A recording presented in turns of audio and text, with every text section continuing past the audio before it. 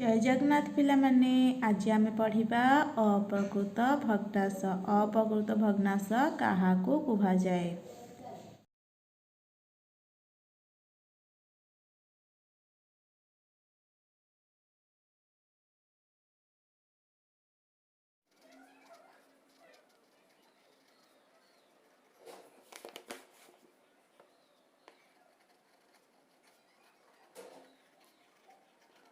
अप्रकृत भग्नांश क्या कहुए जो भग्नांश लव हर ठारू बड़ ताहाको आमे अप्रकृत भग्नांश कहू।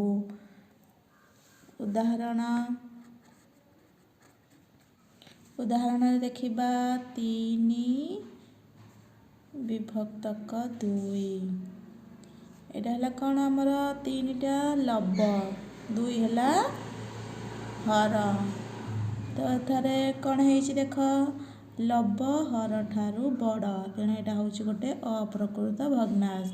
से पर देखिबा 14 विभक्तक 7 14 है लव 7 है हर तो ये हर ठू लव बड़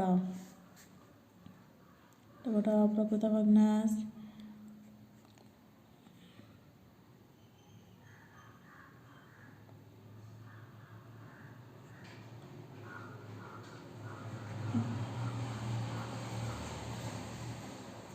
नौ विभक्तक 5 एथरे भी लव हर ठू बड़। 10 विभक्तक 2 लव हर ठू बड़। 3 विभक्तक 1 लव हर ठू बड़। ये सब है अप्रकृत भग्नांश।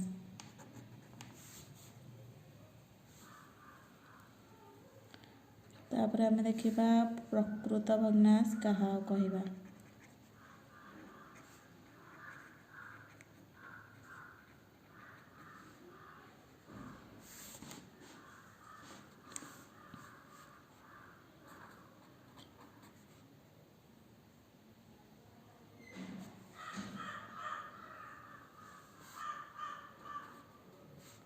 जो भग्नांश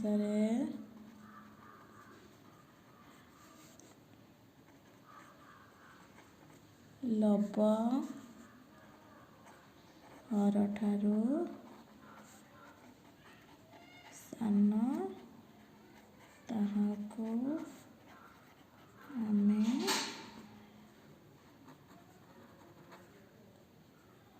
प्रकृत भग्नांश कहू। उदाहरण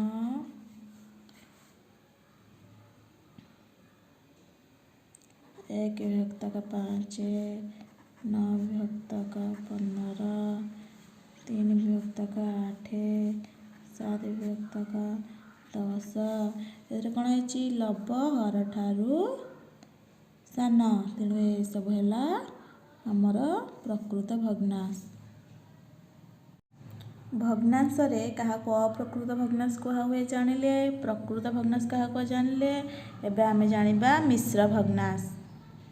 मिश्र भग्नांश क्या कहुए आमे अप्रकृत भग्नांश कथा जानिले ये ऊपर आमे जानिले तो एथिरे लव बड़ थाए आउ हर सान थाए। उदाहरण 4 विभक्तक 3 ये 4 विभक्तक 3 रा अर्थ कौन।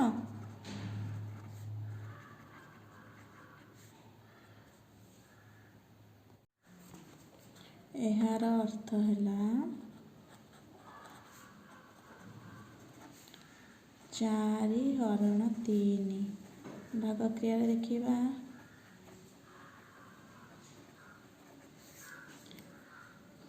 4 रे आमे 3 हरिबा 3 के 3 4 3 गले 1 एठारे भागफल 1 बाहरला भाग शेष 1 बाहरला जेहेतु एटा 3 द्वारा विभाज्य हलानी तो भाग शेष 1 बाहरला तो आम एपर लिखिपर 1 पूर्ण 1 विभक्तक 3 एपर लिखिया यही भग्नांशटी को आम कौन कहवा मिश्र भग्नांश।